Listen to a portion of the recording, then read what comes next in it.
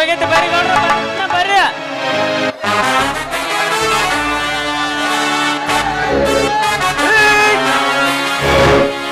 ಗೌಡ್ರ ಸಾತು ನೀವು ಗೌಡ್ರ ಯಾಕೆ ಶೆಟ್ಟಿ ಯಾಕೆ ಕರ್ಕೊಳತ್ತಿ ನಿಮ್ ಮಗ ಬಡ ಶಿವನ ಮಗಳನ್ನ ಮದುವೆ ಮಾಡ್ಕೊಂಡು ಕರ್ಕೊಂಡು ಹಣ್ಮಣಿ ಒತ್ತಾನವ ಹೌದಾ ಶೆಟ್ಟಿ ಆ ಹಲ್ಕಾನ ಮಗ ಬರ್ಲಿ ಈ ಮನೆಯಲ್ಲಿ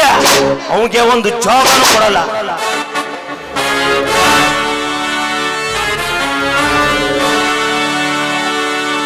ಏನೋ ಮಾಡ್ಲಾತೇನಳ ಹೋಗಿ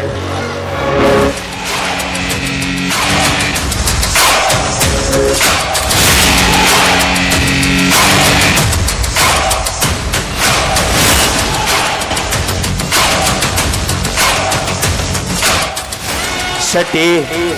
ನನ್ನ ಮಾತು ಮೀರಿ ಆ ಬಡ ನಾಯಿಯನ್ನು ಕೈ ಹಿಡಿದುಕೊಂಡು ಬಂದನೆ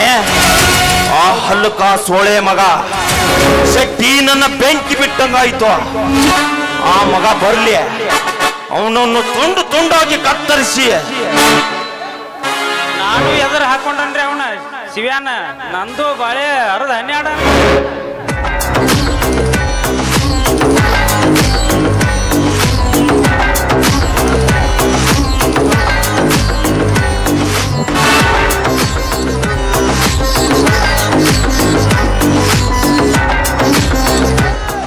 ಎಷ್ಟೊತ್ತು ಏನಾರೇ ಮಾಡ್ತಾನು ಯಪ್ಪ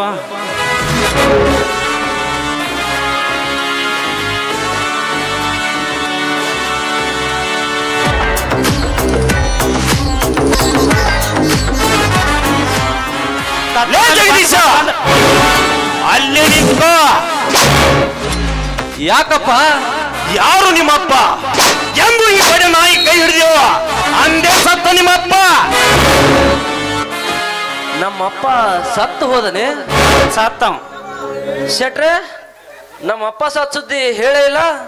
ಹೇಳಕತ್ತೀವಿ ಕರೆ ನೀ ಬೇರೆ ಗದ್ದಲ್ದಾಗಿದ್ಲ ಹಾಗಾದ್ರೆ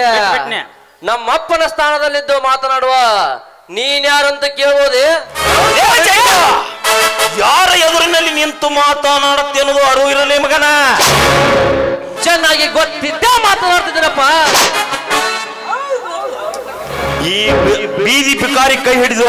ಕೆಪ್ಪ ತಂದೆಗೆ ಸಿಕ್ಕಂತೆ ಮಾತನಾಡ್ತೇನೋ ಹಲ್ಕ ನನ್ನ ಮಗನೇ ಯಾವಪ್ಪ ಬೀದಿ ಭಿಕಾರಿ ಹೆಣ್ಣಿನ ಬಗ್ಗೆ ಅಷ್ಟೊಂದು ಹಗರವಾಗಿ ಮಾತನಾಡಿದರೆ ತಂದೆ ಎಂಬುದನ್ನು ಮರೆಯಬೇಕಾಗ್ತದೆ ಈ ಎಚ್ಚರ ಮರ್ತಾ ಹೇಳಿ ಇನ್ನೇನು ಉಳಿಸಿ ಅವನು ಲೇ ಜಗದೀಶ ಇವಳು ಒಂದು ಈ ಮನೆ ಹಸ್ತಲು ತೋದರೆ ಈ ಮನೆಯಲ್ಲಿ ಜಾಗ ಇಲ್ಲ ಮಗನೇ ನಿನಗೆ ಅಪ್ಪ ನೀನ್ ಹೇಗೆ ನಿನ್ನ ತಂದೆ ರಕ್ತ ಹಂಚಿಕೊಂಡು ಹುಟ್ಟಿದ್ದೀವೋ ಹಾಗೆ ನಾನು ನನ್ನ ತಂದೆ ರಕ್ತ ಹಂಚಿಕೊಂಡು ಹುಟ್ಟಿದ್ದೇನೆ ನನಗೆ ಹೋಗಲು ನೀನ್ಯಾವಳೇ ಲೇ ಜಗ್ಗ ಇಲ್ಲಿಂದ ಮೊದಲು ಹೊರಟು ಹೋಗು ಈ ಬೀದಿ ನಾಯಿಯನ್ನು ಕರೆದುಕೊಂಡು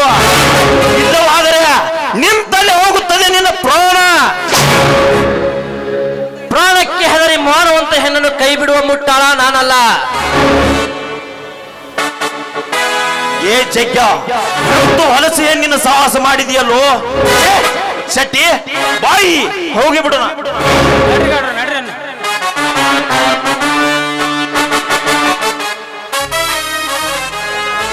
ಏನ್ರಿ ಇದು